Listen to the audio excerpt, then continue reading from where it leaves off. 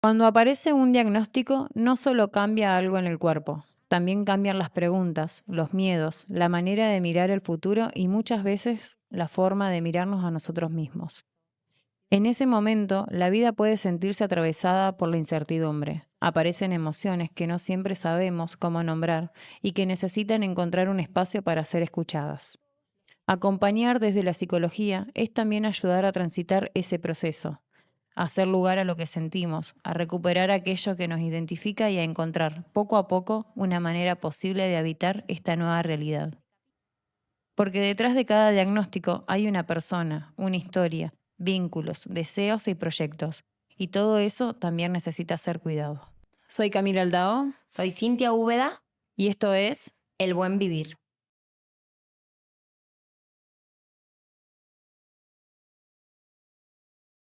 Hola, bienvenidos a este nuevo capítulo del Buen Vivir. Este es el capítulo número 13 ya.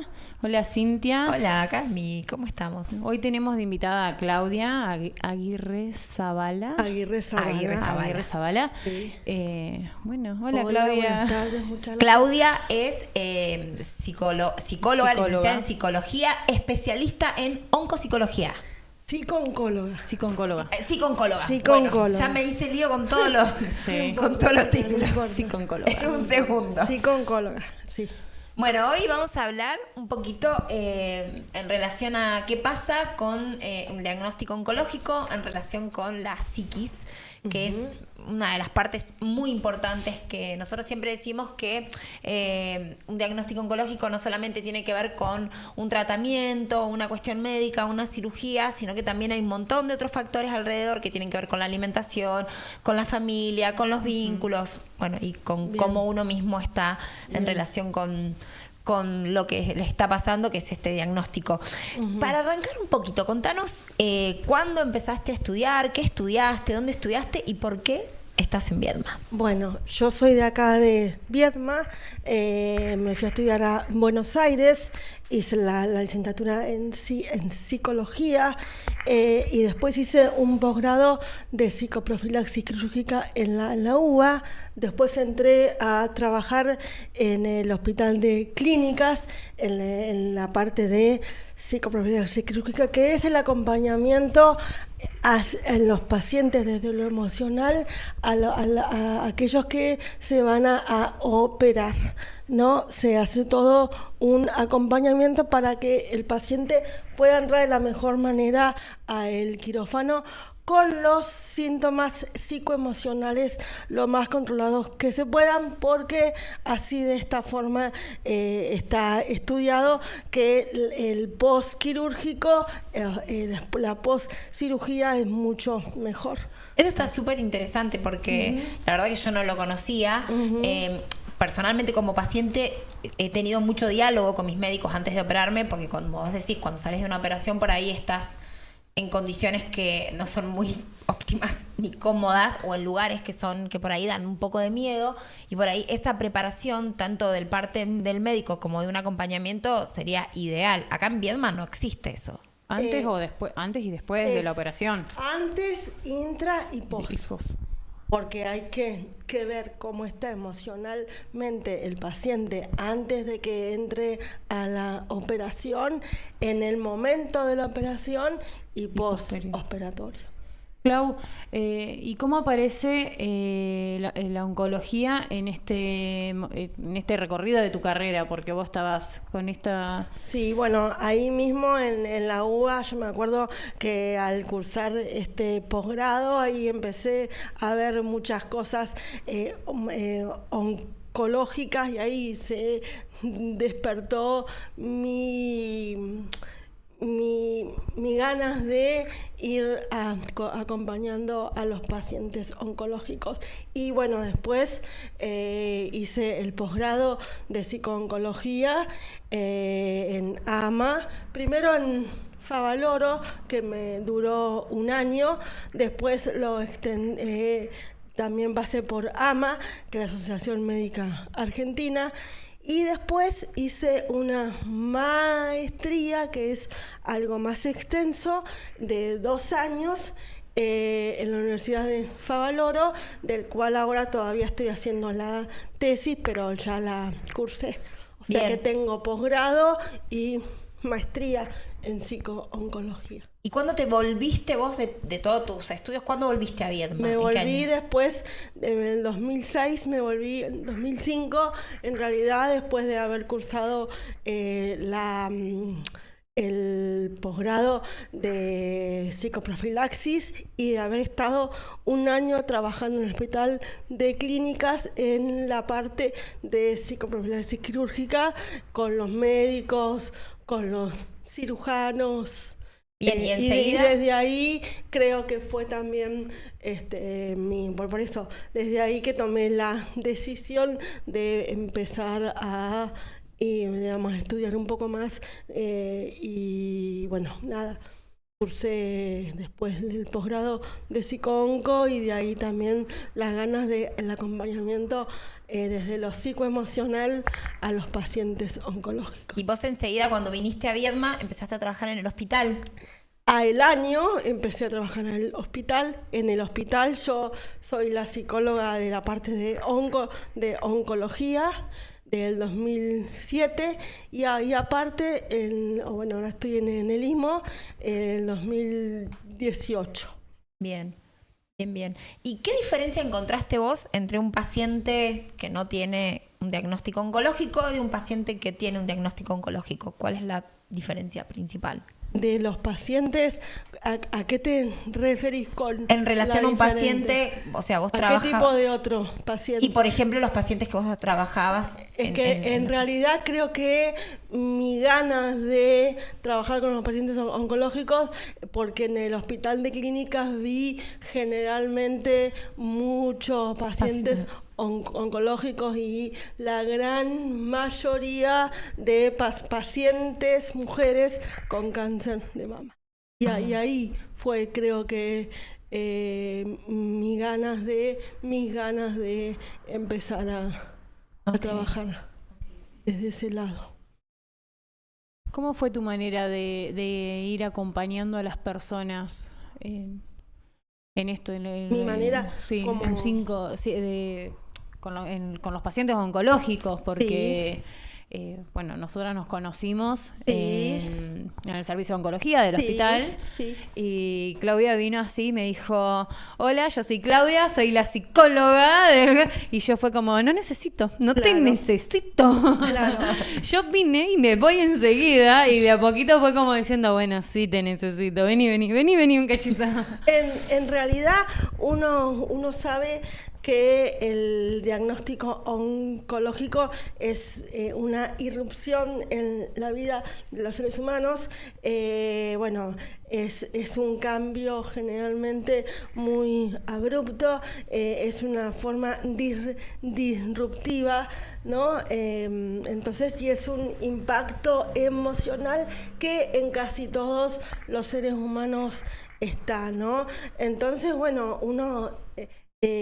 después va viendo cómo el paciente puede ir adaptando de la mejor forma que se puede, ¿no? En vos, me acuerdo que es como vos dijiste, no te necesito, y claro, muchos pacientes, mujeres u hombres, yo recuerdo siempre, y también ahora me pasa, que me dicen: ¿y qué me vas a decir vos? Yo ya sé que tengo. ¿Qué me podés decir vos? Y en realidad yo lo que intento es acompañar al paciente para que se vaya acomodando y adaptando de la mejor forma que se pueda en todo el proceso, del inicio del diagnóstico, pasando por sus diferentes etapas, pero sí después cada paciente es único y cada paciente acepta o no acepta.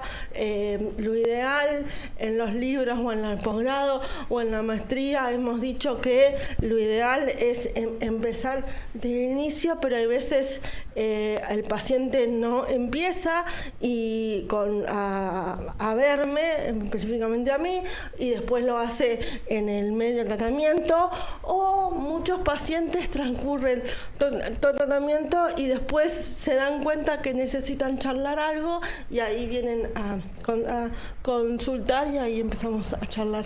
¿Uno tiene que hacer el duelo en relación a un diagnóstico? O sea, ¿cuáles son las etapas emocionales por las que pasa un paciente en relación a... ¿El duelo en qué sentido? El duelo de decir... O sea, el duelo de decir tengo un diagnóstico. Creo, lo nombro como duelo porque va por el tema de la aceptación, en realidad, ¿no? es eso, es la aceptación de la enfermedad y para entender que esta enfermedad nos puede pasar a todos, que a veces uno entiende, ¿no? Que uno, como yo siempre digo, uno va en la vida y sácate de golpe este diagnóstico. Bueno, y ahora... por eso. La típica venía pisteando como un campeón y de pronto, ¡pum! Claro, o ¿por qué hay muchas pacientes o muchos te dicen, yo tengo una vida re sana y sin embargo tengo ahora un cáncer de estómago, yo voy al gimnasio o yo me hago todos los estudios y qué? Digamos, bueno, puede pasar igual, ¿no? Somos todos seres humanos que a todos nos pasa. El tema es cómo uno puede encarar, si se quiere, la vida de ahora en más, con un diagnóstico como este, que en realidad yo también digo que el paciente empieza a transitar por un mundo desconocido. ¿Por qué desconocido? Y porque tiene que ir más al médico, aunque vayan. ¿Vieron, chicas? Que aunque uno vaya al médico es muy distinto. Te la pasás semanas en el médico, todos los días tenés un turno. En el médico primero y después las quimios, los rayos, análisis de sangre, las tomografías. Bueno, en todo eso, desde la psico-oncología, uno puede acompañar al paciente para que se vaya adaptando de la mejor forma que se pueda y generar la mejor calidad de vida. Mientras tanto, el paciente está con el proceso y durar más, ¿no? Hay algo muy loco que pasa, que a mí me pasa, que cuando voy en el auto cerca de la clínica, inmediatamente, memoria olfativa, siento el olor a la clínica. Acá. Sí. O sea, es inmediato. Pasa. Yo lo reconozco, el olor a clínica, pero no es a cualquier... No sé cuál es. Yo me atiendo en la clínica, no sé cuál es el olor en el hospital, pero... yo paso por la puerta y tengo la memoria olfativa y es como si lo estuviera sintiendo en ese momento. Olor a clínica, digo yo. Claro. O sea, ¿cómo queda el registro emocional? A mí me pasa previo a hacerme las tomografías y las resonancias, las mías ambas son con contraste, yo ya empiezo a sentir el gusto del contraste. Claro. Te voy a decir, no puedes tener todo el tiempo gusto al contraste. Yo tengo gusto, tomo agua y siento gusto al... Eso es lo emocional, ¿no? Cómo activa alguna cosa. Pero ahí también tiene que ver con que cada paciente es único. A ustedes también les pasa esto, pero a otros les puede pasar otro tipo de cosas desde lo emocional, ¿no? Entonces ahí uno pues tiene que ir acompañando y escuchando qué necesita la otra persona, porque uno puede decir a mí o vos, Cami, también a mí el olor a la clínica o al IMO o al hospital y a otra persona no le pasa nada y va y terrible. Bueno, yo me descomponía cuando iba a IMO, no podía, el olor era como yo ya llegaba a la vereda y las chicas pobres me ventilaban porque yo me descomponía ya estar ahí, me descomponía yo decía que era el perfume y las chicas me decían, pero no puede ser que sea el perfume. El perfume tiene que ver con la medicación, con la quimio generalmente, pero hay veces el paciente no está recibiendo la quimio y sin embargo viene a la memoria. Exactamente. Claro, hay algo súper importante que quiero charlar con vos. A mí me diagnosticaron, yo ya hacía terapia cuando me diagnosticaron Y cuando a mí me dieron mi diagnóstico fue una explicación a un montón de sensaciones de cosas que me pasaban. Yo siempre cuento que antes de mi diagnóstico yo me venía sintiendo mal, me venía sintiendo triste, me venía sintiendo angustiada, venía sintiendo un montón de cosas y obviamente entré con todos los controles, ¿no? La primero, la menopausia. Seguro que es la perimenopausia. Esto tiene que ser eso. Bueno, buscarle explicaciones. Y en el momento en que a mí me dan el diagnóstico, que no es un diagnóstico muy agradable, se me pasan todos esos síntomas. O sea, todo eso que es la angustia, ¿verdad? Inmediatamente desapareció mágicamente. Obviamente tuve otro problema, pero quiero decir, es como, yo siento que el cuerpo en algún lado, o sea, tenía una sensación de alerta, tipo, algo está pasando, atenta, atenta, atenta. No lo encontraba y cuando lo encontré es como que se relajó. Respuesta a ese Claro, síntoma. como que se relajaron Puede todas ser. esas angustias. Puede ser. Y una de las cosas que yo digo, que al margen de que la gente no me haga caso, yo hago terapia hace mucho tiempo, o sea, desde antes, pero para mí es fundamental, mucho más cuando vos tenés un diagnóstico oncológico, que hagas terapia. Mi mamá, por ejemplo, no quiso saber nada. Claro. Yo puedo, yo, bla, bla, bla, cancherísima. Bueno, está esto. ¿Qué me va a decir el Exacto. psicólogo? Sí, yo ya sé todo. Ya sé todo. ¿No? Entonces, yo sé que tengo cáncer. O encima tener cáncer estoy loco porque hay un fantasma. ¿Todavía está ese fantasma? Y sí, hay veces que ya tanto no, pero bueno, sí, está este fantasma. O por ahí en los hombres, ¿qué me va a decir ella? Claro. ¿No? Tal. O bueno, dije hombres, pero también pasa en las mujeres y también pasa, digamos, en todas las edades, pero creo que es también por esta mirada y este fantasma que tenemos también a la psicología, ¿no? No, ¿qué me va a decir de mi mamá, de mi papá? Encima Se va a meter con mi mamá. Claro, encima tengo cáncer y entonces, no, esas cosas no las quiero, te miran raro, ¿viste? ¿Qué me va a decir? No, digamos, vuelve a ser lo mismo. Desde la psicooncología uno acompaña al paciente y a la familia para que en el proceso mismo de la enfermedad sea lo mejor que pueda, no te digo lo mejor que puede pasar, porque hay un proceso disruptivo, pero que se vaya acomodando de la mejor forma, generando la mejor calidad de vida. ¿Por qué insisto en la calidad de vida? Porque el paciente y familia deberían tener, digamos, la vida lo más cotidianamente que se pueda, dentro de las quimios, dentro de los turnos, dentro del cambio, si se puede decir, que el impacto de la enfermedad está, ¿no? Porque cuando el diagnóstico aparece, se produce también un cambio también de roles en la familia, ¿no? Un cambio también en la forma, ¿no? En cómo la familia pueda que acepte o no el diagnóstico, ¿no? Pero bueno. Y esa es la importancia que tiene un poco ayuda la terapia durante el proceso post o antes para poder sostener la vida cotidiana, el trabajo, los vínculos. Es que es tan importante, por eso vuelvo a insistir, que el paciente pueda, digamos, sobrellevar todo este proceso de la mejor forma, digamos, y tratando de no interrumpir nada de lo que venía haciendo. Bueno, que es complicado también, ¿no? Complejo porque tiene que ver también con una mirada hacia la enfermedad, con la estigmatización del cáncer, ¿Cuánto influye con la eso? muerte. ¿Cuánto ¿no? influye todo lo que se sabe sobre el cáncer en relación con la recepción de un diagnóstico de cáncer? ¿A qué te referís con ¿Cuánto influye todo lo que la gente, las narrativas alrededor del cáncer? Y es que eso está. Y digamos, y sigue estando, en realidad también tiene que que ver con una mirada de la muerte que tenemos en Occidente, que no es lo mismo en otros continentes. Entonces es como, bueno, se nos acaba el mundo, ¿no? Tenemos una enfermedad oncológica y bueno, ¿y ahora qué? ¿No? O ¿cuánto me queda de vida? Y bueno...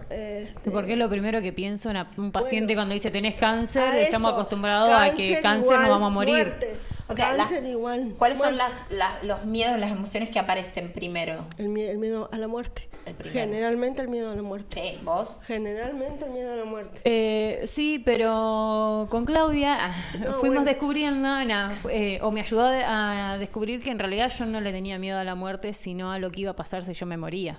Claro, yo creo que ese es Que es lo que ya lo hemos cuando hablado. sos madre, creo que el primer miedo que tenés es si yo me muero, ¿qué va a pasar con mis hijos? O sea, cuando sos madre, no sé qué pasa si no sos madre, pero yo creo que la mayoría de las madres, en su gran mayoría, lo primero que tenemos miedo es decir, bueno, me muero, ¿y mis hijos? Claro. Independientemente de la edad que tengan, ¿no? Sí. Generalmente pasa esto. Por eso también acompañamos a la familia en este proceso, porque es fundamental ver cómo está la familia emocionalmente para poder acompañar al paciente. Sí, ¿Cierto? Pero bueno, también hay familias que te dicen, no, el enfermo es él o ella. Y entonces, ¿quién es el enfermo? Porque el enfermo, o el paciente, perdón, está inmerso en una familia con un rol, con un vínculo, digamos, de gente muy joven como ustedes hasta gente más adulta, ¿no? Digamos, no hace falta tener hijos chicos como para poder, porque se escucha mucho en pacientes más adultos, bueno, ¿y mis hijas qué? Claro. No, y las hijas están casadas. Es que yo creo que cuando sos con hijos. padre o madre, te dura toda la vida el Es que tema. claro, No importa la edad que exacto. tengas. Bueno, claro, pero que generalmente eso, o sea, generalmente la gente cree que porque sean menores de edad o chicos de edad escolar va a impactar más. Y la familia por ahí impacta en toda De la misma No, y manera. aparte también se enojan. O sea, no se enojan con uno, pero sí se enojan con la vida, como diciendo, ¿por qué le tocó? ¿Por qué? ¿Y vos como paciente te No, sí, yo estaba re enojada. Entonces, ¿por qué Estaba re- ¿por qué la familia no? No, sí, Es así. sí. O sea, en tu familia puede haber generado enojo, en otras un shock, ¿y ahora qué? ¿Por qué? Porque generalmente hay veces también pasa que muchos pacientes tienen esto de hacer todo en la casa, ¿no? Y se produce un cambio. Por ejemplo, las cosas básicas, ¿no? Pacientes que, no sé, pagan todos los impuestos. Y, por ejemplo, me acuerdo de un caso de un paciente que él pagaba todos los impuestos y la señora no hacía nada de los impuestos. Y bueno, él tuvo que modificar eso y la señora tuvo que hacer cargo de los impuestos. Claro, Digo, como son cosas delegar, pavas, sí. exactamente, son cosas tal vez pavas, pero uno tiene que ir delegando o ir a buscar a los chicos a la escuela. Y hay veces que las mamás o los papás que tienen chicos en edad escolar o porque tienen quimio, porque están muy sintomáticos, no los pueden ir a buscar o porque están internados. Entonces esto también produce un shock tanto a la familia porque el padre o la madre tienen que hacer un cambio como al paciente. Lo primero que dije yo cuando salí de anestesia, de la primera operación, así como la más importante, Claro. fue apurate que me tengo que ir a buscar a los chicos. Claro, Y yo estaba claro. totalmente dormida. O Seguramente sea, el doctor te dijo, me tengo que ¿qué? ir. Claro. Estaba re preocupada porque Claro. le tenía que ir a buscar a los chicos. O sea, O bueno, también desde lo laboral, muchísima gente, y desde lo económico, ¿no? Que tal vez el impacto también se puede producir ahí, ¿no? Muchos pacientes que no tienen un sueldo fijo y que tienen que trabajar por día, ¿no? Y que también en lo económico se produce sí. un cambio porque, bueno, la gente está acostumbrada, bueno, más hoy en día con todo lo que está pasando, de ir y de hacer las cosas y desde lo económico y traer la plata, y por ahí eso cambia, ¿no? Y uno intenta que el paciente, por eso mismo, vaya lo más cotidianamente que se pueda, pero bueno, por ejemplo, muchos pacientes cuando se hacen quimio, ese día no pueden ir a trabajar, o porque están todo el día en la quimio, o porque, bueno, porque están cansados, o porque la sintomatología está, entonces, nada, y a veces un día sin trabajar es mucho a nivel económico, ¿no? Entonces, eso también influye. Sí, influye en todo. A mí me pasó de una semana antes de empezar el tratamiento tuve una entrevista de trabajo. Ajá. Yo Fantástico. no tenía un trabajo fijo y ahora tampoco lo tengo, pero bueno. Y bueno, mi papá me decía, no vayas. Sí, voy a ir, decía yo, porque, o sea, yo negada a lo que me estaba pasando y a lo que estaba viviendo. Y mi papá era, no vayas. Y él, yo creo que el no vaya era su modo de protección para que no me exponga. Entonces, bueno, yo fui, me senté, me hicieron la entrevista, todo. Y los escuché. Y digo, bueno, yo les tengo que decir algo porque el perfil como que les había gustado. Y digo, bueno, yo estoy por arrancar un tratamiento oncológico. Y cuando les dije así, la gente me quedó mirando. Claro. Como que no sabían qué decirme, ¿viste? Pero bueno, igual quise venir a presentarme porque yo estoy... Estoy disponible. Estoy disponible y estoy dispuesta, quiero el trabajo, bueno. Sí, sí. Bueno, me escucharon, bueno, no sé qué, bueno, avisanos cuando termines el tratamiento. Claro. Lógicamente, la primera que terminé, Claro. yo el tratamiento la quería hacer allá, Claro. ya. Y terminé el tratamiento y mandé el mensaje y su contestación dice, bueno, gracias por avisarnos, cuando se abre una vacante te vamos a... Nunca más me escribieron. Y me quedó eso de que por haber sido un paciente oncológico nunca más voy a poder tener un trabajo fijo porque... nada, creo que hoy... El estigma de la enfermita. Claro. Claro, bueno. Y bueno, me está pasando ahora que me dicen, ay, no, pero vos no podés hacer esto porque tenés cáncer. Y yo, no tengo cáncer. Claro. Pero tuviste cáncer. Pero lo puedo hacer. Ahí está el fantasma, ¿no? Está la estigmatización de la enfermedad. Yo siempre digo, ¿no? Que el paciente o la sociedad le ponen una cruz y un círculo, ¿no? Y ya está. Y eso cuesta y mucho. La reinserción laboral también en muchos pacientes que, bueno, se hacen todo y después, ¿no? Como inclusive con trabajos fijos y estables, Sí. ¿no? Pasa. Cómo uno puede encarar después de uno, bueno, también, vuelvo a decir lo mismo, muchos pacientes atraviesan todo el proceso sin venir a verme y cuando están terminando o cuando ya terminaron vienen a charlar conmigo de cómo pueden ellos, tanto son hombres como mujeres, no voy a hacerlo en general, para la reinserción en los... Yo creo que lo vincular es en todos los sentidos, porque Bueno, no es solamente en el sí, trabajo, claro. es con tus relaciones también, con las o sea, amistades, con las amistades, sí, las sí, parejas. bueno, por eso desde la psico-oncología uno intenta acompañar en cada etapa y también a la familia y, ¿por qué no?, a los amigos más cercanos, Sí. ¿no?, del paciente. ¿Cómo? Porque pienso en esto, ¿cómo trabajar el tema de hay algo que, sobre todo las personas que somos controladoras, Bueno. que queremos tener todo controlado y Bueno. todo bajo supervisión, ¿cómo trabajar la incertidumbre que implica un diagnóstico y un tratamiento? Porque es en el ir haciendo como uno va viendo el panorama, no hay un 2 más 2, 4, no hay una cuestión matemática.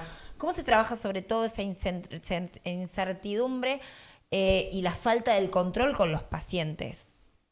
Bueno, es un tema que se trata y mucho, y bueno, el paciente, bueno, a ver, por eso siempre digo la oportunidad, ¿no?, que nos da este diagnóstico para poder enfrentar la vida de diferentes formas, si vos le querés decir, con tu personalidad, ¿no es cierto?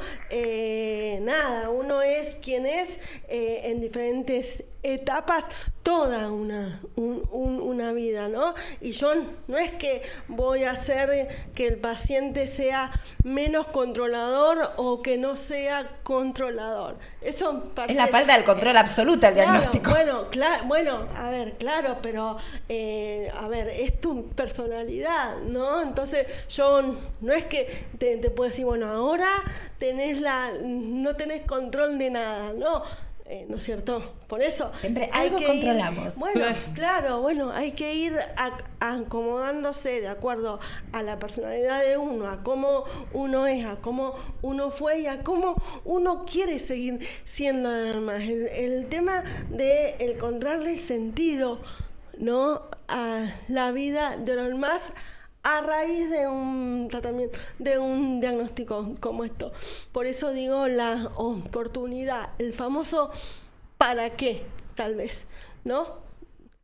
Pero bueno, por eso mismo, cada paciente es única y nada.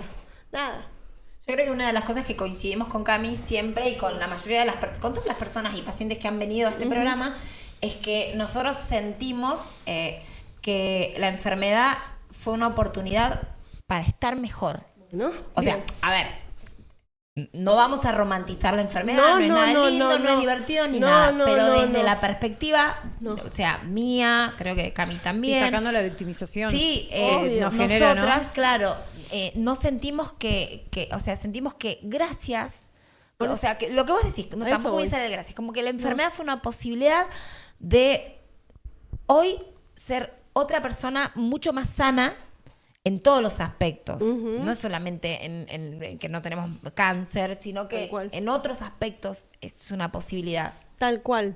Tal cual, por eso digo, tal vez desde del sentido que tiene la vida de ahora en más, por eso digo la oportunidad, ¿no?, que esta enfermedad puede que brinde a los pacientes esto, ¿no?, de cómo uno quiere encarar la vida. Eso también depende del paciente, porque hay Obvio. pacientes que lo van a tomar como un castigo y van a estar más enojados, más... Por eso digo que cada paciente es único y no pasa por romantizar la enfermedad ni hacerme amigo del cáncer, ¿no, chicas? Por favor, no quiero decir eso. No somos amigos. No, claro, porque hay personas que sí, hay que hacerse amigo, no. O sea, a ver, no, yo no. Pero digo, en base a lo que nos pasó, a un diagnóstico como este, tan disruptivo, tan impactante, ver cómo quieren encarar la vida de los demás. Yo creo que lo que vos decís Nada más. con eso, que me parece que es una palabra súper clave, es el diagnóstico es disruptivo. Es un antes y un después absolutamente, Es que, bueno, en tu vida y en la vida de tu familia Es también. que por eso mismo uno, el acompañamiento para la familia, en el caso de que nos dejen, no, porque por ahí esto hay que, bueno, ella, Todos a ella. a las mamás, ¿no? O a los papás, o bueno, a los hijos. Yo intento también tener una entrevista con la familia más cercana para saber cómo está la familia para poder acompañar de la mejor forma al paciente. Hay familia que no quiere. Ella se ríe, Yo me río porque... Ella se ríe porque, bueno, Claro, pero familia que a no ver, quiere. Hay familia que no quiere. Claro, bueno, pero pasa siempre, no es que los voy a obligar. Todos con Camila. Claro, no, bueno, pero no es que los voy a obligar, porque y la resistencia está en que también esto produce mucho miedo, ¿no? Tiene que ver con una estigmatización al cáncer. Entonces, claro, ¿no? ¿Y por qué la psicóloga de mi hijo me cita a Porque mí? quiere hablar conmigo. Claro, ¿viste? Para hablar de qué o qué habré hecho mal. Porque también Es lo que primero se plantea. también me ¿Qué hice mal yo para que le agarre cáncer? Exactamente. Y yo, no, a ver, como el alta, chicas. El alta de la terapia, por así decirlo, yo no doy alta. Esto no es una terapia tradicional. Yo no doy alta. Yo lo que puedo decir a los pacientes e ir viendo la evolución desde lo emocional y en todo su contexto y de ir diciéndole al paciente, bueno, digamos, ¿cuándo querés venir? ¿Cómo? Digamos, e ir espaciando O van las cuando visitas, quieren. O van cuando Yo quieren. creo que bueno, eso es claro. a mí me funciona eso. Cuando yo Claro. siento, ya tengo training en terapia, Claro. cuando siento que hay algo que no estoy pudiendo, digo, che, rin, 0800, llamo, bueno, mirá, Claro. tenés un turnito, Pero ya nos bueno, podemos encontrar. pero bueno, Y después cuando yo ya no siento, bueno, el tema está el ir teniendo en cuenta que tal vez uno solo no puede con todo y no pasa por ser más fuerte o menos fuerte, no, uno solo tampoco puede con todo, y menos con un diagnóstico tan abrupto, tan disruptivo, que se mueven un montón de cosas. Pero claro, lo primero está, yo puedo todo, ¿no? Yo voy a luchar contra el cáncer.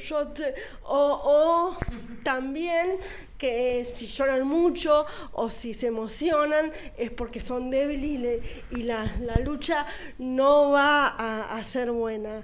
No tengo que llorar porque el cáncer me va a ganar. No, eso no. Claro, porque se escucha. acá lloramos un Ay, montón. sí. Bueno, chicas, pero se escucha también Sí. esto. Qué tremendo, O sea, sí. digamos, ni una cosa ni la otra. Hay que encontrar el equilibrio, porque, digamos, tapar el síntoma tampoco es bueno. ¿No?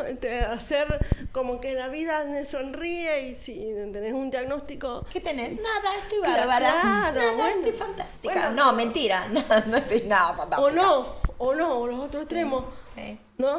Todo es una desgracia. Claro, entonces uno intenta con la personalidad del paciente, con todo lo que está viviendo el paciente, que el paciente pueda encontrar su propio equilibrio para mejorar la calidad de vida y la mejor adaptación a todo esto. Y tal vez también, digamos, aprender a vivir de la mejor forma a raíz de un diagnóstico como este. Por eso digo, cada paciente es único y cada paciente tiene su momento. Hay muchos pacientes que no vienen en tratamiento y vienen después. Hay muchos pacientes que vienen primero, como para, bueno, a ver, algo me tiene que decir la psicóloga para ser un poco más fuerte. También eso pasa, ¿no? Porque no quiero llorar y bueno, nada, eso se trabaja también. Nos dejas sin palabras, o muchas palabras, porque Bueno, claro. Está todo. es el acompañamiento. Yo creo que para mí fue bastante importante cada charla que tuvimos, porque me hizo aceptar lo que tenía, porque yo no lo aceptaba. Yo iba, me sentaba, me ponían la cánula y pasaban la quimio, chao, nos vemos hasta el próximo miércoles, y así yo seguía, hasta que un día me encontré con la realidad que dije, no, bueno, no, para así. Tenés esto, no podés entonces seguir así, y bueno, yo quería seguir un ritmo de vida que no lo podía seguir.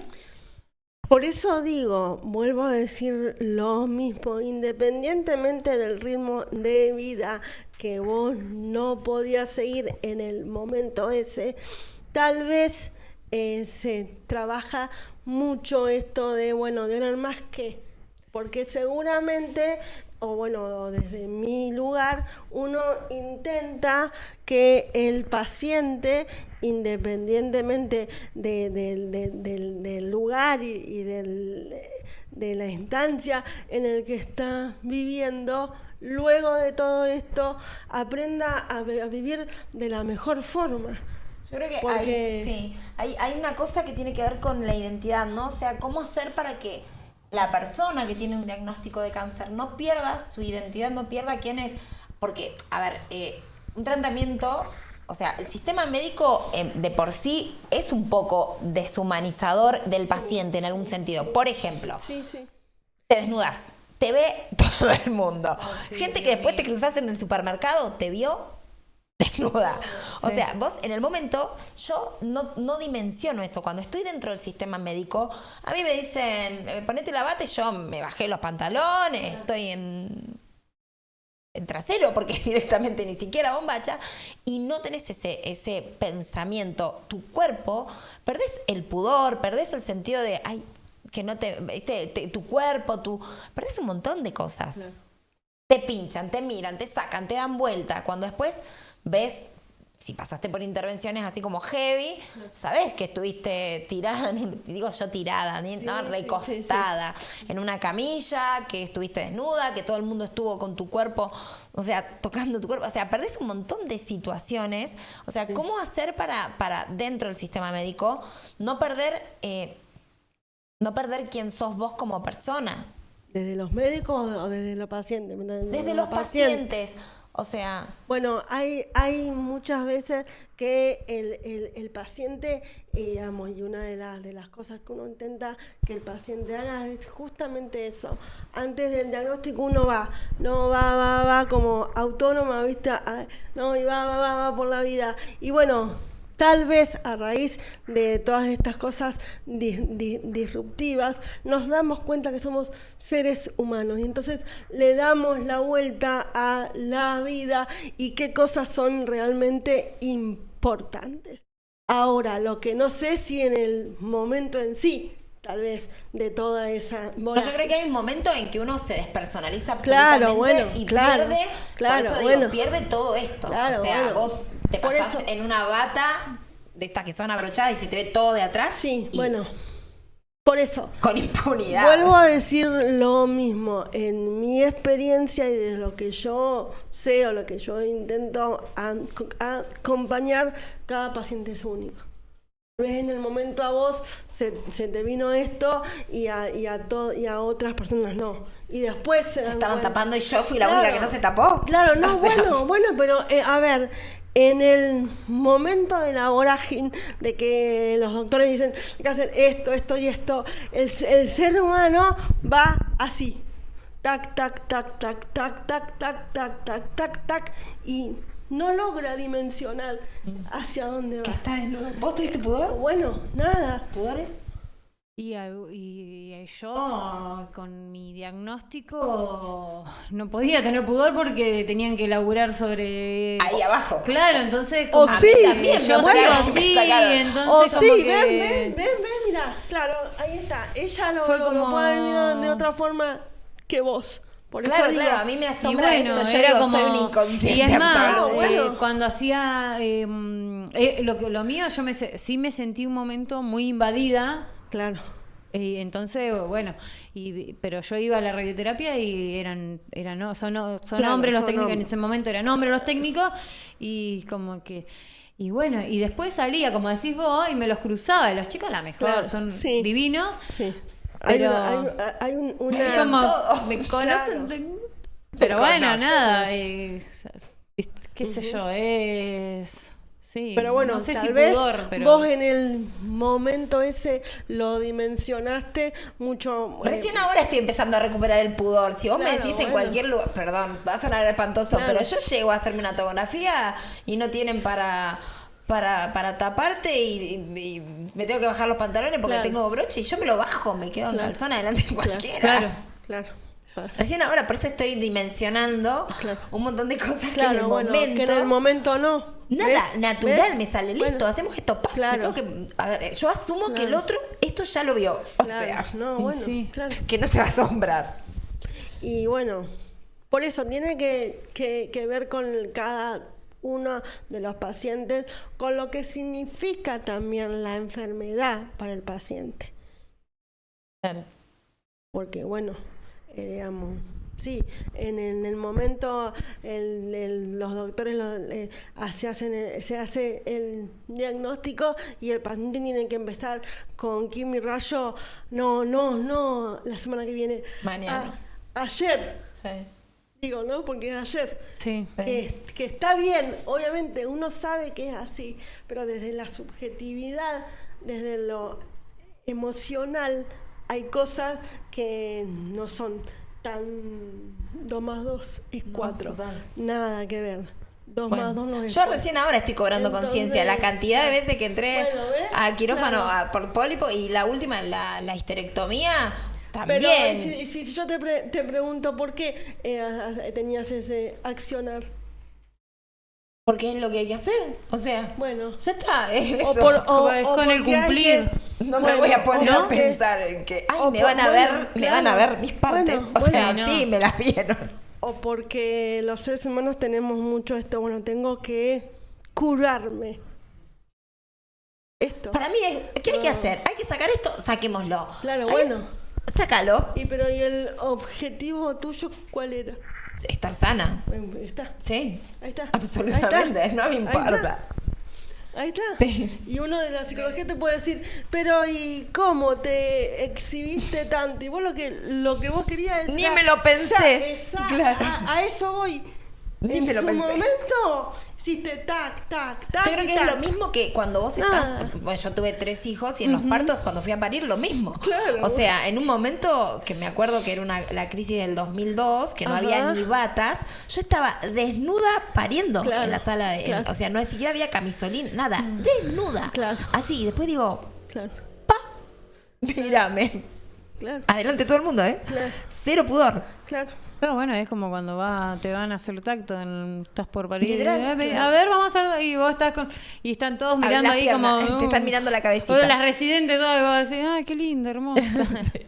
¿Cómo se acompaña la relación con el cuerpo que cambia como consecuencia de la enfermedad y los tratamientos? Démela de vuelta, no, ¿cómo que No, va? el acompañamiento, porque el cuerpo cambia con el tratamiento, como Con la sintomatología, es decir, de la En la enfermedad, sí.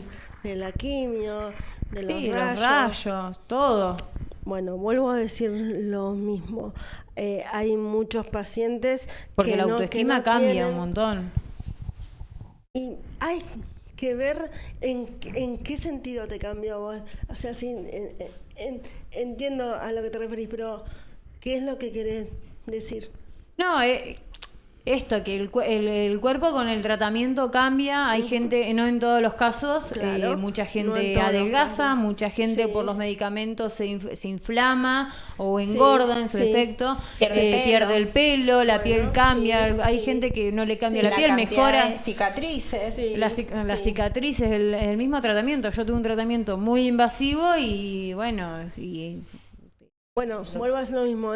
Y uno ve en tratamientos muy invasivos con pacientes mujeres o no, digamos, y a veces uno tiene que acompañar en cuanto a eso, y hay veces que las mujeres o las pacientes no le hace mella eso, le hace mella otro tipo de situaciones, el dejar a los chicos en casa, Sí. ¿se entiende? Porque no es un momento, a eso me No refiero. es en el momento. Pero yo creo que, creo que también ha avanzado mucho la medicina, porque hace un tiempo atrás, cuando vos tenías, no sé, una mastectomía se dice, ¿no? Que por ahí no ponían implantes y quedaban sin un pecho. Mi tía tuvo un No, cáncer en los sí, 80 y seguro. no tenía un pecho, y Seguro. eso fue un montón. Y creo que, en el fondo, creo que todos los pacientes nos vemos afectados. Lo que pasa Sí. es que llega un momento en que vos dimensionás una cosa y la otra y decís, bueno, esto no es tanto. O sea, yo tengo una Claro. cicatriz, se achicó, pero en un momento tenía una cicatriz desde entre mis pechos hasta el ombligo, Sí, sí. gigante. Ahora tengo esa y un montón de más así a los costaditos.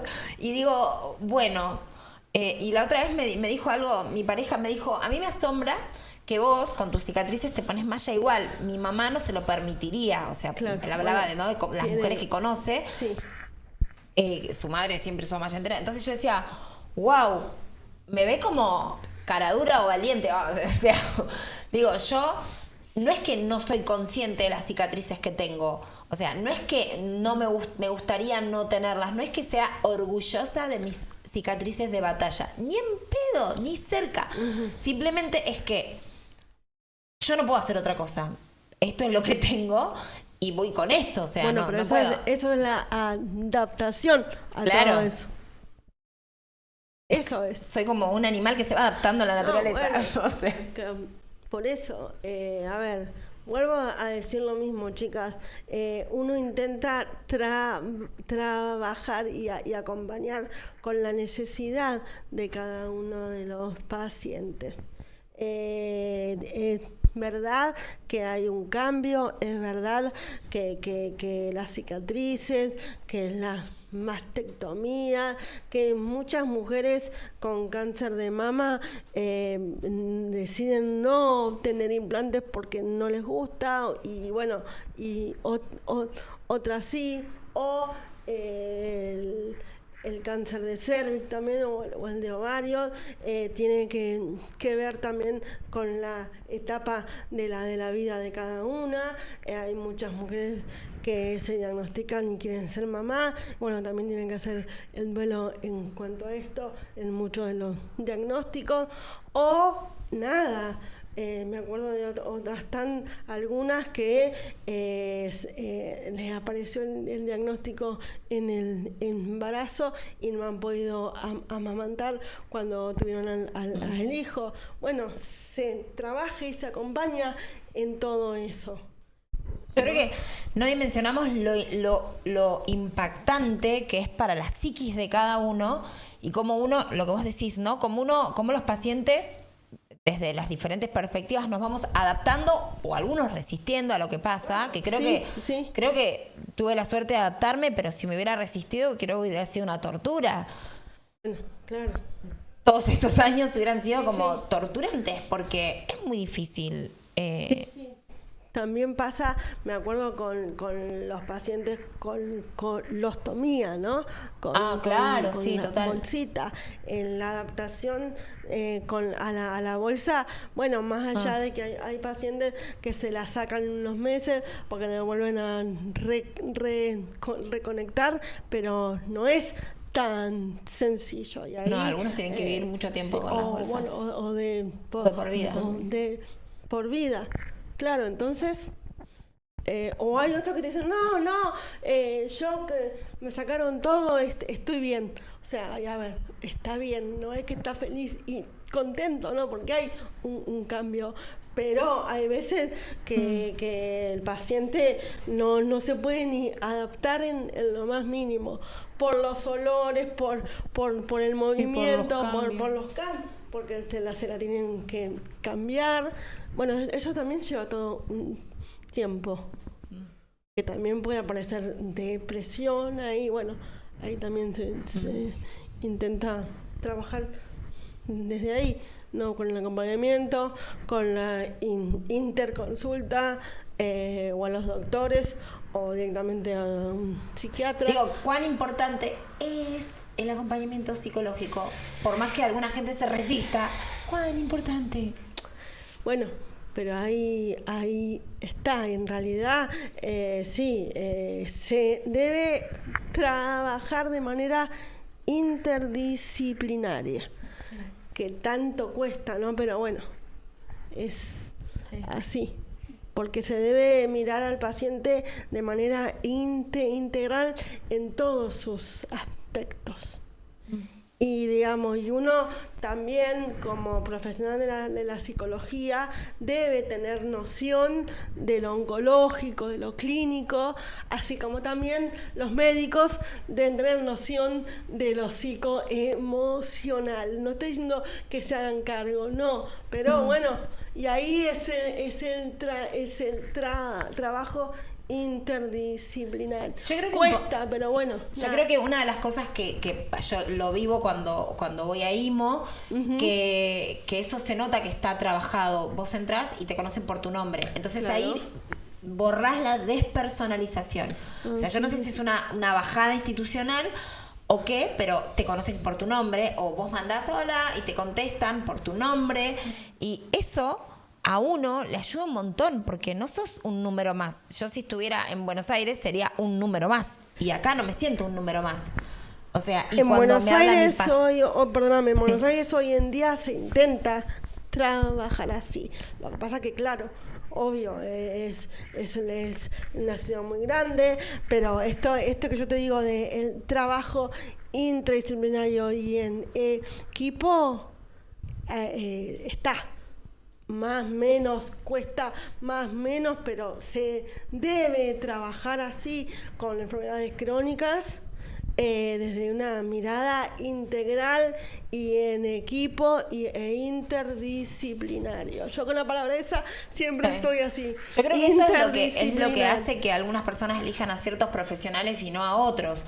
A mí un profesional que me puede dar explicaciones, que me puede escuchar, que me puede dar respuestas y que no me saca rápido, me sirve un montón, porque digo, bueno, me está entendiendo lo que le quiero decir, aunque sea una pavada lo que le estoy diciendo. O sea, pero por lo menos está tratando de interpretarme. La comunicación es básica, es el ABC de que todo esto sea... Un tratamiento. Exactamente, la comunicación asertiva. Sí. Pero bueno, nada, es así. Pero hay veces cuesta más, cuesta menos, pero en realidad, y esto uno se lo vienen machacando a uno desde los posgrados, de la maestría, y se debe trabajar así, no es que te lo machacan. Uno se formó así, trabajando en equipo, trabajando interdisciplinariamente, con una mirada integral y no olvidándose de absolutamente nada, ¿no es cierto? No es porque yo sea psicóloga me voy a ocupar de la psiquis, no es que, digamos, se nombra al paciente, ahí siempre... Ella se ocupa de una cosa, el otro de otra cosa, no, todos... Es que no es el cáncer tal, el del cáncer tal, no, como vos decís, el paciente es un paciente, es ser humano.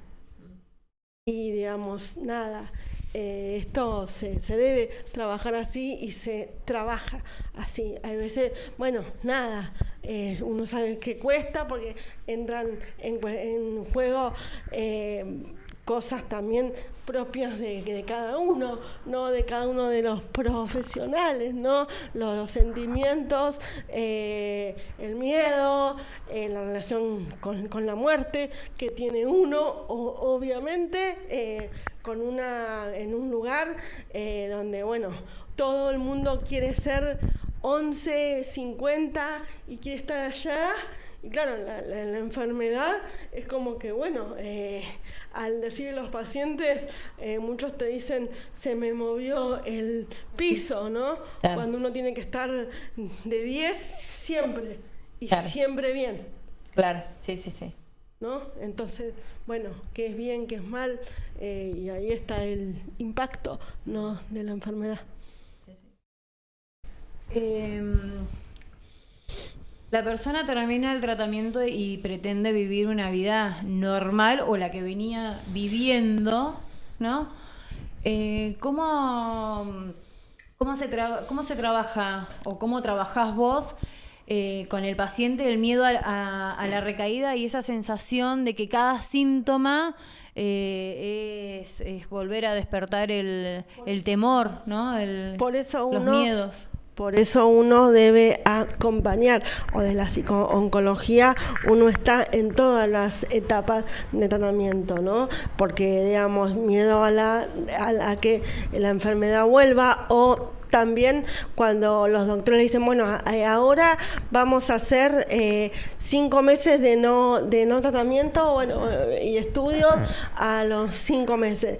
Y en esos 5 meses el paciente por ahí se siente desprotegido y que va a empezar a enfermarse de vuelta, o que va a tener el cáncer por todos lados. Bueno, ahí también se acompaña, ¿no? Con el lugar para equilibrar los miedos, ¿no? Porque puede ser que sí, pero como puede ser que no. Entonces uno tiene que ir viendo de qué forma el paciente... A ver, pero también es muy interesante que, digamos, porque muchos pacientes dicen, no quiero tener miedo, no quiero tener angustia, no quiero tener ansiedad. Mentira. Y entonces, No. entonces vienen Claro. a mí y Las me dicen, emociones. sacame todo. Sacame la angustia, sacame la ansiedad. Claro, ¿Cómo se opera eso?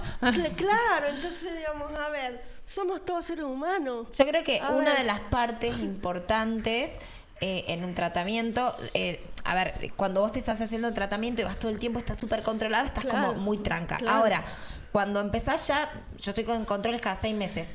Cada tomografía es con un... Bueno, cruzá los dedos. Yo bueno. me hacen la tomografía y ya entro... Ahora he buscado otro recurso, gente. Lo voy a blanquear con ustedes. Yo... Como ya me conozco a todos los que te hacen, los técnicos que te hacen el estudio, cuando termino la tomografía le digo, a ver, ¿me mostrás? ¿Me explicás un poco? Y los hago que me vayan contando, mirá. relatando. Bueno. O sea, y después empiezo a esperar el resultado y empiezo todos los días a mirar.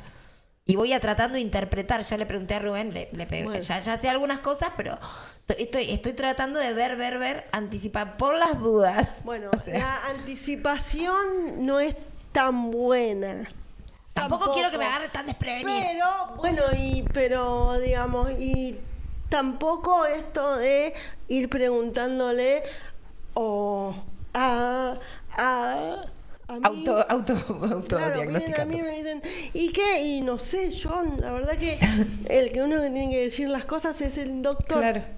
Por más de que yo sepa, por más, primero que no soy oncóloga, ¿no? Pero bueno, digo, nada, o a los técnicos que te hacen el estudio. Mostrame. Digamos, que claro, eso es, a ver. No, mi última curiosidad es cómo me había quedado, porque como me fueron sacando órganos, Claro. cómo me había quedado después de que me sacaron el útero y las trompas y todo eso, cómo había quedado, cómo se me habían reacomodado los intestinos, era mi curiosidad. Ajá. Entonces, yo Bueno, necesito... pero también necesitabas tiempo para eso. Explícame. Y vos querías anticipar. No, eso fue ahora. Después me operaron en marzo, la tomografía me la hice hace un mes. Bueno. Y nada, en 3 meses, ¿cómo se me reacomodó Claro, todo? claro. O sea, Y pero los chicos te explicaron ahí. me fueron mostrando. Si ellos te van mostrando, si igual después Sí. lo vas a ver cuando te Sí, mandan. sí. Al toque lo suben a la plataforma. Sí, y vos sí. ya podés investigar. Pero ellos lo ven más bonito que nosotras. Espero el informe. En el que lo estudio. vea Gaby directamente. Claro. Eso es tremendo, eso. porque vos esperas el informe, yo miro preventivamente. A ver, Después hago captura de pantalla y le voy mandando a Rubén. Ya tengo el resultado y le voy mandando. y el coma que te dice, te pone así. Le digo, desde mi perspectiva esto está perfecto. Tenés razón, desde tu perspectiva tenés razón, me dice. O mi análisis de sangre. Digo, ya revisé todos los valores. Lo único que veo es que tengo un poquito baja la vitamina C. ¿Vos qué pensás? Que tenés razón, me dice. Claro. Claro. Yo ya tengo mis recursos. Eso porque, como vos dijiste, sos muy autocontrolador. Necesito tener todo fríamente calculado. No sé, es que no sé, desde Y si hay algo. no se me puede. Perdón. Y si hay algo que en la vida nos debe servir como aprendizaje, es un diagnóstico. No, absolutamente. Para saber que nada tenemos No, control. literalmente. Pero Uno puede. Bueno. uno tiene cosas que dentro de No, lo que vos bueno, decís, dentro de esto hay bueno. cositas que uno puede seguir Bueno, controlando. pero para eso está el oncólogo. Yo puedo controlar con quién me atiendo, Ah, bueno, sí, cuándo sí, me sí, sí. ati- Hay No, cuestiones que eso- siguen siendo... Eso seguro. No, eso seguro porque aparte uno tiene que tener la confianza de que te atiende, Puedo, Vos, claro, vale, ¿no? hay Eso- cuestiones que yo eso puedo ir como, seguro.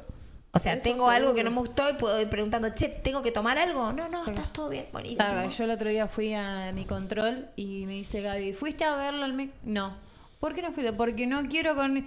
Y pero tenés que ir porque ahora te obligo. Y yo fue como que, me vas a obligar, pero no voy a ir con eso. Y bueno, pero bueno, voy a tener que ir, pero... Voy a tener que ir, literal. A veces no, es verdad, Y no, bueno, no no. podemos controlar todo. Ojalá. Es que No, uno dejó de controlar todo cuando tuvo un por diagnóstico de eso, cáncer. digo, a ver, si hay algo que Pero- uno tiene que aprender. Diagnóstico y bueno, el año pasado que caí de un día para el otro internada y También. dijo, entró Claudia y dice, ¿qué te pasó? Como que no entendía nada. Y yo, De vuelta. no sé, estoy acá. Me acuerdo ese día. Bueno, es así, chicas. Yo creo que igual dentro de todo hay cosas que hay miedos que siempre están. Por Obvio, ejemplo, bueno, sí. la espera de un resultado es Sí, sí, fea. sí. O sea, cuando está y ahora igual se pusieron las repilas y en 3 días ya te mandan el resultado, pero a mí me pasó de estar 10 días esperando un resultado de una tomografía y digo, Dios mío, esto es agónico. Es horrible porque yo me estoy de acá hasta que me den el resultado, yo ya me morí de vuelta. O sea, yo ya tengo cáncer. O sea, señores, apúrenla para acortarme el diagnóstico. Que Es yo ya que estoy pensando, la uy, otra ansiedad vez que voy te a tener que, genera. claro. Y si ahora tengo un tumor, entonces ya empezás tu cabeza se van disipando a cómo solucionar los problemas. Entonces, acortame el tiempo de angustia. Pero bueno, de todas Pero, maneras, bueno, para eso hay un protocolo, ¿Qué? entonces uno tiene que entender eso. 3 también. días tardan ahora. Bueno, Bien. Ella sabe todo, yo ni idea tengo. Yo ya sé que tardan 3 días. Pero bueno. Pero hay cosas que de todas maneras uno no puede. Esto es lo que vos decías, como que uno aprende a estar bien en cómo está, pero a veces, yo por ejemplo, ahora tengo el síndrome de dumping, por ejemplo. Tengo un nuevo síndrome que es producto del vaciamiento gástrico inmediato. Entonces, yo la paso muy mal. La gente no sabe que yo la paso muy mal. Claro.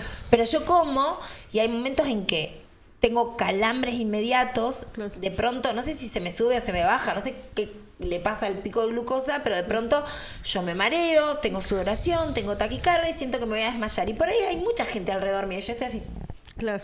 me Bueno, estoy pasando mal. Nada. O sea, bueno, hay cosas que, digo, que son como los post, son como las consecuencias del del- tratamiento, de la no, enfermedad, sí, de la de un enfermedad, tratamiento, de la sí. enfermedad, o sea, Sí, son sí, tus sí. secuelas. Sí, sí.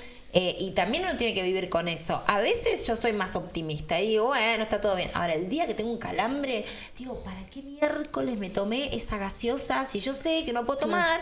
Pero es como, a veces sé que hay cosas que no las puedo hacer y a veces me vence Claro. y tengo que los costos salen altísimos. También.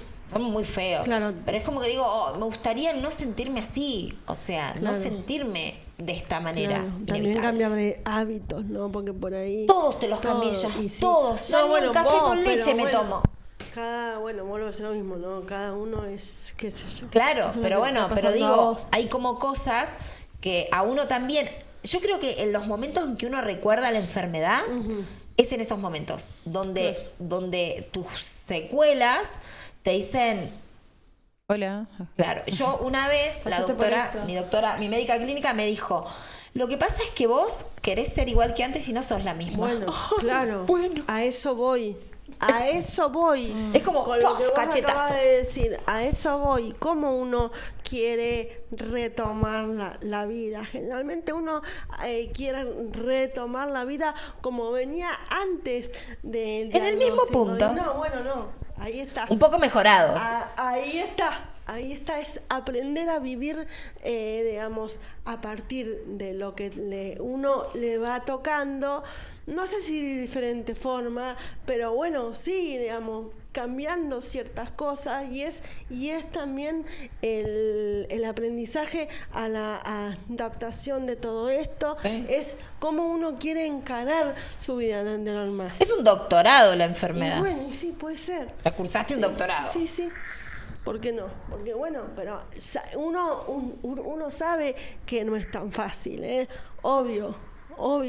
Yo Yo sé que no es de un día para el otro, sé que no, y hay cosas que uno por ahí no las puede modificar, pero bueno, es en base al aprendizaje y tal vez a lo que dejó la enfermedad, ¿no?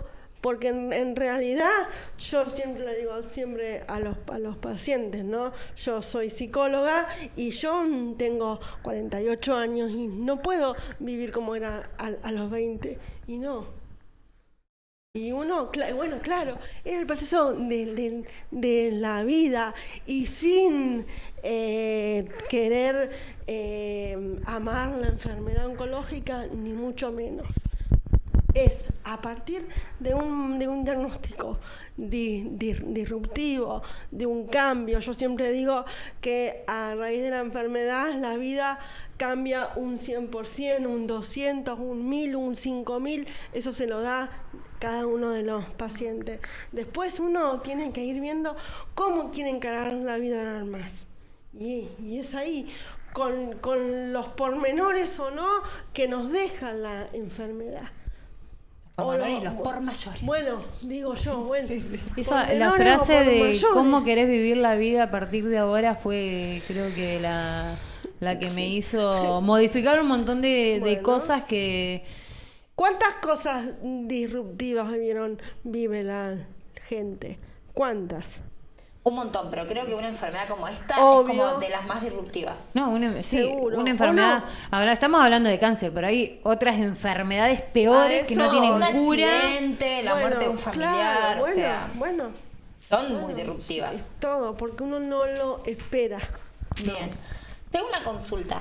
Vos, ¿cómo se trabaja? Yo creo que uno de los miedos más importantes, a mí, bueno, personalmente me pasó que yo tuve más miedo a morirme después de operarme, Creo que en mi segunda internación, no, la tercera internación, yo dije, acá la quedo, o sea, ya está, listo. Y que ni siquiera era por un tumor, era por una cuestión intestinal, y que ya había pasado la leptospirosis, la pasé como así como difíciles, y esa fue la primera vez que yo dije, bueno, o sea, esta no la voy a ganar.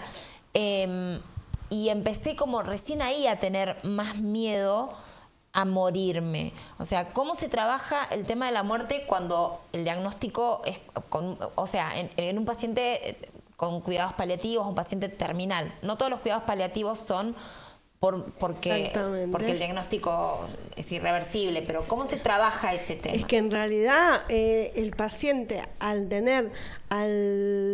ser diagnosticado con un cáncer, generalmente siempre se trabaja la muerte, pero uno lo tiene que ir trabajando de acuerdo a lo que sale en cada una de las entrevistas con los pacientes. Y hay pacientes que la muerte no la expresan hasta el día de su muerte, o no la expresan nunca. Yo estoy trabajando en el equipo de cuidados paliativos de IMO, y tenemos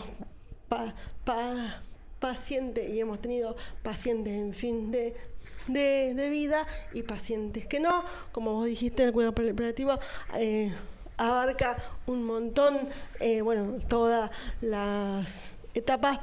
Por eso también en el acompañamiento desde la psico-oncología, desde el inicio de la enfermedad hasta el fin de la vida. Pero hay pacientes que no pueden ni hablar de la muerte. Bueno, por esto, ¿no? O hay familias que tampoco lo pueden hablar.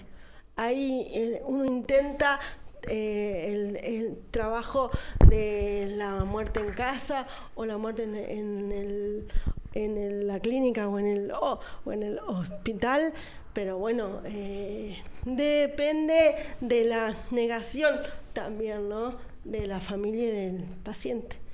Hace unas semanas,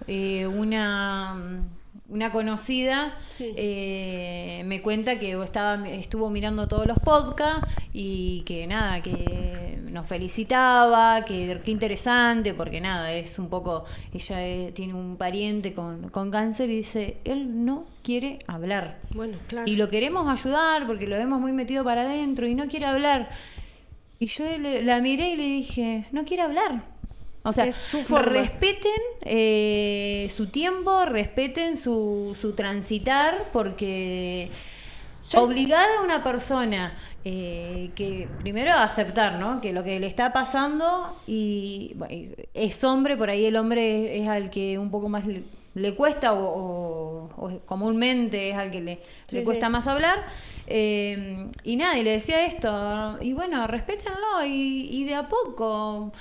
Yo enseguida le dije, ¿no? Hay acompañamiento psicológico, enseguida le dije que vayan a verte a vos, pero nada, eso, tómenselo con calma, bajen un decibel, porque la familia como que todos preocupados y todos abrumados con querer que él hable de la enfermedad, y él no quiere hablar de la enfermedad. Claro.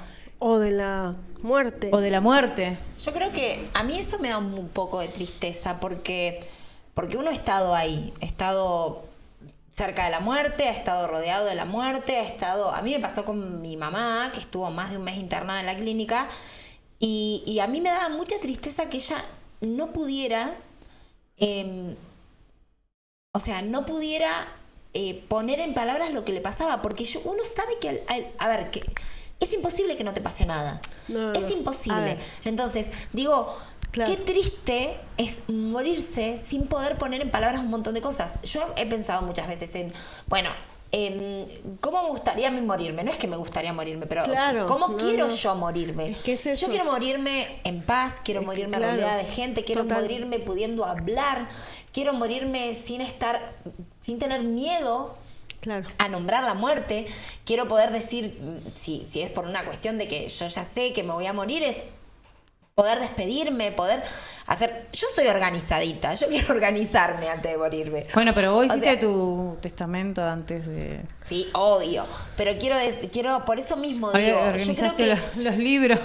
no es lo mismo, y lo viví en mi propia familia, no es lo mismo poder poner en palabras lo que te está pasando y te hace mucho mejor. No es lo mismo para un paciente No, hacerse obvio. cargo de su psiquis y de su emocionalidad Obvio. que tapar todo, porque al propio tratamiento le hace mucho mejor. No es que Obvio. te salva hablar, pero te ayuda No. un montón el Por poder eso hablar.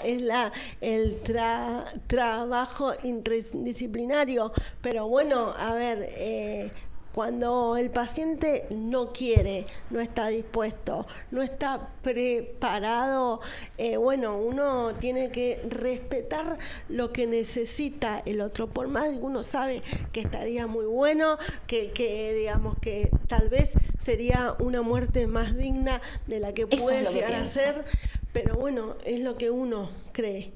Yo creo que Y es lo morirse uno- con miedo, morirse Bueno, asustado, sí, es morirse... que- no, bueno, No, se es que no intenta... debe ser, no es bueno para nadie.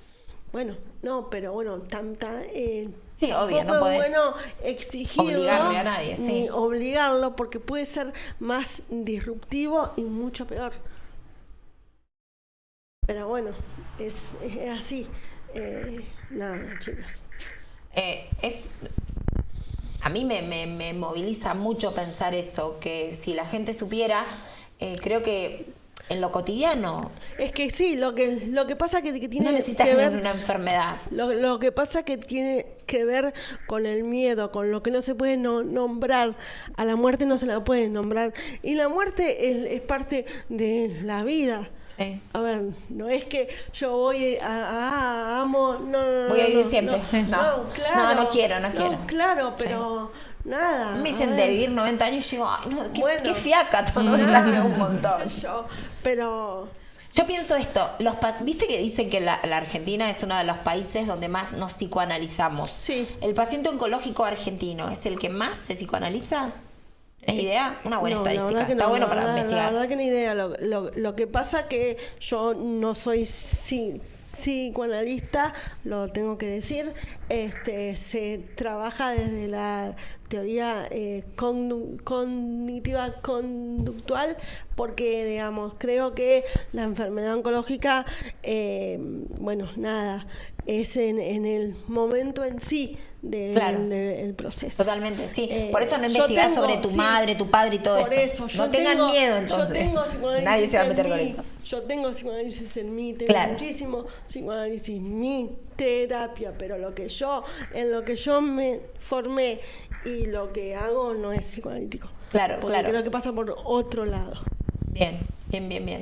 Y es más, hay cosas que por ahí uno ve que el paciente tiene que trabajar desde el psicoanálisis. Nobleza obliga. Intento decirle al paciente que si quiere puede ir a un psicoanalista y Claro. tratar otro tipo Está de bueno. cosas. Está bueno eso. Porque uno tampoco puede todo, ¿no es cierto? No. Es un ser humano, qué sé yo. Sí. Nada. Y después de tanto trabajo, Sí. ¿qué cosas cambiaron de tu manera de entender la enfermedad y la vida? Qué cosas. Que la vida hay que vivirla de la mejor forma que se pueda, y disfrutar de cada momento. Y esto, ¿no? Y vuelvo a decir lo mismo, lo trascendental que para cada uno sirve en la vida. Vuelvo a decir lo mismo también. Uno en la vida va, ¿no? Estudia, tiene hijos, se casa, bueno, y de golpe porrazo, trácate esta enfermedad. ¿Y ahora qué? Digamos, y en cuanto al vivir bien, no pasa tanto por tener mucha plata o vivir de joda, por así decir. No, es cómo me paro yo enfrente a la vida y voy viviendo y disfrutando con lo que me toca también, ¿no? Porque también hay que disfrutar de cada una de las etapas. Y no es el disfrute, porque tengo cáncer, qué bien que me siento y lo disfruto. No, pero nada. Creo No, para que nada. eso es la enseñanza que estos años y a mí me gusta lo que hago. No sé si soy buena o soy mala, pero bueno, trato de acompañar al paciente intentando ver qué necesita el otro. A veces sos dura. Bueno, sí, también. Bueno, a ver, también. Pero bueno. Clau, Sí. si vos tuvieras que decirnos qué es para vos el buen vivir, ¿qué dirías? El disfrute en esta vida, el buen disfrute, eso, ¿no? El entender que la vida, así como la conocemos, es una sola. Uno puede creer en la reencarnación, o eso yo lo respeto, pero así como la conocemos, entonces, bueno, nada, es una sola, y el disfrute, ¿no? Con las distintas etapas, y el ser buena persona también, que también tiene que ver con lo buen profesional también. No sé si soy buena o soy mala, pero eso lo intento día a día y dar lo mejor de mí desde lo que puedo, y ayudando a los demás y ayudándome a mí también, ¿no? Porque uno tiene que ir viendo cómo está uno para poder ayudar a los demás. Porque, a ver, yo lo digo así, pero a veces no, o sea, uno es madre, uno es hija, uno tiene familia, y bueno, intentamos ir un poco con todo, ¿no? Pero bueno, así es. Qué lindo, bueno, muchas gracias, De Clau. nada, Gracias. chicas. A mí, Gracias por el acompañamiento. Gracias por invitarme, y es muy lindo lo que hacen. Gracias. No, de nada. A mí en particular, bueno, estuve acompañada por Claudia, y el año pasado, cuando pues, se va a cumplir un año que caí con esta bacteria internada, enseguida apareció Claudia en en la habitación, en el hospi, y nada, eso de, por más que yo no seguía con el tratamiento oncológico, que venga y bueno, y me escuche y esté, fue sumamente importante porque y te sentís acompañada y no te sentís tan sola en lo que es, más allá de que yo nunca estuve sola. No, sí, pero sí. Nada. Bueno, esto es, hay pacientes que le sirve y hay pacientes que no le sirve. El estar, porque muchas veces el paciente dice, no, ¿qué voy a hablar o qué me va a decir? No hay que hablar muchas cosas o no hay que decir muchas cosas. El que el paciente sepa que uno está, por ahí es lo que necesita el paciente en ese momento, porque a veces uno quiere que el paciente hable de un montón de cosas, pero el paciente no está dispuesto en ese momento, en esa etapa, nada, bueno, ellos saben que yo estoy, ¿no? Y es así. Sí, sí. De nada, Gracias, Clau. Bueno, muchísimas gracias. Gracias por escucharnos y nos vemos en el próximo capítulo de esto que llamamos El Buen Vivir. Gracias. Gracias.